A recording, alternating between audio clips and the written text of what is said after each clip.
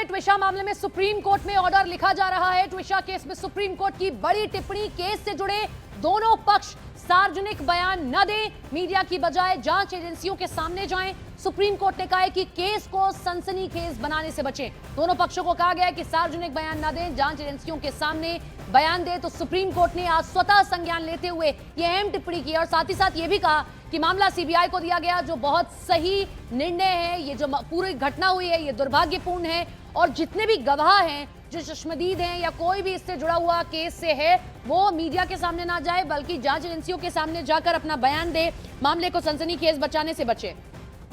शंकर आनंद हमारे साथ, हमारे सहयोगी जुड़ गए। शंकर, कॉपी लिख दी गई है, क्या कुछ अहम बातें रही हैं सुनवाई के दौरान? देखिए सपना, अभी जो है सुनवाई जो चल रही थी और ऑर्डर अब पूरा हो चुका है इस मामले में। जस्टिस सूर्यकांत इसके साथ साथ जस्टिस पंचोली और जस्टिस जयमाला बागची की जो बेंच है इस मामले में सुनवाई कर रही थी। जिस तरह से इस मामले में स्वतः संज्ञान लिया गया था और कहा गया था सुप्रीम कोर्ट इस मामले को सुनेगा, लेकिन आज जो पूरे इस सुनवाई के जो एक कहा जा सकता है कि मुख्य जो बातें रही हैं कि जिस तरह से ट्विशा शर्मा की जो संदिग्ध मौत के मामले में उनकी सास के द्वारा जिस तरह से स्टेटमेंट दिया जा रहा है, उसको सवाल यहाँ पे किया गया कि वो एक खुद न्यायिक सेवा से रही हैं और रिटायर्ड जज रही हैं और उनके द्वारा जिस तरह से एक आरोप प्रत्यारोप यहाँ पे लगाया जा रहा है वो कहीं से सही नहीं है। और एक रिटायर्ड जज का इस तरह से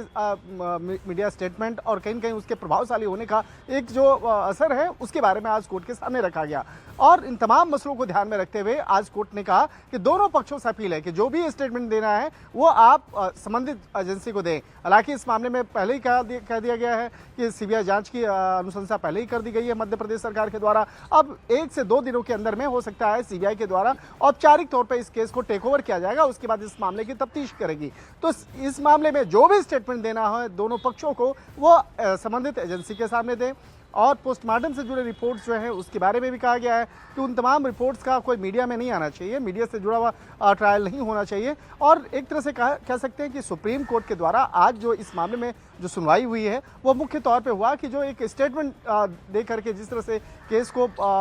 एक दोनों पक्षों के द्वारा जो एक आरोप प्रत्यारोप हो रहा है, तो एक बेहद संवेदनशील मामला है। और देखिए यहाँ पे सबसे बड़ा सवाल उठता है कि आखिर सुप्रीम कोर्ट को इस मामले में एंट्री क्यों करना पड़ा। दरअसल जिस तरह से इस केस में देखा जाए ट्विशा शर्मा की जो सास हैं वो जुडिशरी सेवा में रही हैं, तो इन तमाम मसलों को ध्यान में रखते हुए और जिस तरह से कहा जा रहा था कि वो एक बेहद प्रभावशाली महिला है और न्यायिक क्षेत्र से जुड़ी रही हैं, तो यहाँ पर जुडिशरी से जुड़ा मामला था, इसीलिए सीबीआई को इसी मामले में सुप्रीम कोर्ट को इस केस में एंट्री करनी पड़ी। और सुप्रीम कोर्ट के द्वारा आज इस मामले में सुनवाई के दौरान कहा गया है कि दोनों पक्ष कोई भी इस तरह के बयानबाजी ना करे। बड़ा बयान और ये है शंकर, जो आपने जानकारी भेजी है उसमें भले ही किसी तरीके के आरोप को लेकर सुप्रीम कोर्ट ने कुछ ना कहा हो, लेकिन जो मैं पढ़ पा रही हूं जो आपने जानकारी भेजी है ये बहुत अहम टिप्पणी है जो सुप्रीम कोर्ट ने किया है। दुर्भाग्यपूर्ण और अस्वाभाविक मौत है, यानी कि सुप्रीम कोर्ट को भी लग रहा है कहीं ना कहीं कि जिस तरीके से तथ्यों को रखा गया, जिस तरीके से कुछ चुनिंदा फुटेजेस रखे गए, उससे जो शंका है, शक है, गहराता जा रहा है गिरिबाला सिंह के व्यक्तित्व को लेकर, उनकी बातों को लेकर। निश्चित तौर पर देखिए ये अपने आप में बेहद ये चर्चा का मसला इसलिए बना क्योंकि जिस तरह से गिरिबाला के द्वारा स्टेटमेंट दिया गया और इस मामले पर जो अगर एक प्रभावशाली महिला हैं और न्यायिक क्षेत्र से जुड़ी हुई हैं और अगर जिस तरह से उनके वो इस तरह के स्टेटमेंट देंगी तो कहीं न कहीं ये केस प्रभावित होता है। और दूसरी तरफ देखा जाए इस मामले में लोअर कोर्ट में भी मामला चल रहा है। आज भोपाल स्थित जो स्थानीय लोअर कोर्ट है वहाँ भी एक मामला चल रहा है, मध्य प्रदेश स्थित जो हाईकोर्ट है वहाँ पर भी एक मामला है, हालांकि आज सुप्रीम कोर्ट में भी था। तो ये तीनों अगर मामलों को अगर देखा जाए मजमून तो अलग अलग मामले वहाँ पे हैं और स्थानीय कोर्ट में भी बाकायदा इस मामले को लेकर जो वहाँ हाईकोर्ट में जो अपील की गई है कि जो ऑडियो से जुड़े हुए जो तमाम जो बातचीत है, खास तौर पे जो बहुत सारे ऐसे ऑडियो क्लिप के बारे में चर्चा हो रही है, वहाँ पर स्थानीय मीडिया में चर्चाएं हो रही हैं और ख़ास तौर पे ये भी चर्चा चल रही है कि जो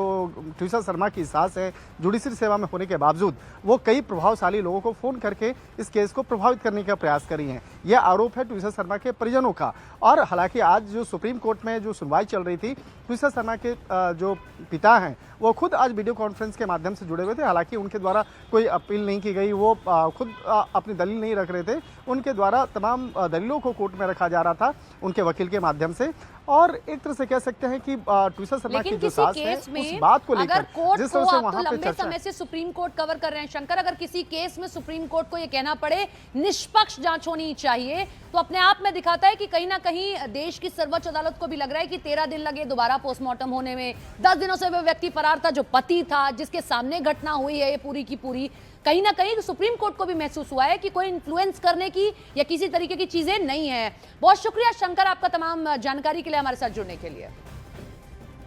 तो ट्विशा शर्मा केस में आज सुप्रीम कोर्ट ने इस पूरे मामले में अहम सुनवाई की है।